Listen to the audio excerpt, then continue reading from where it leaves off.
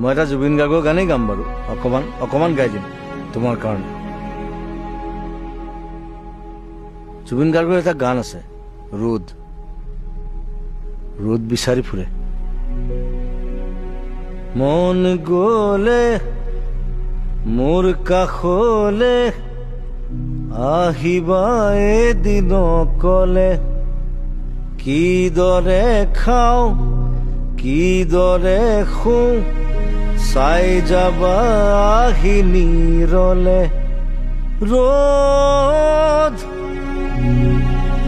ৰ'দ আজি কেনি পাওঁ,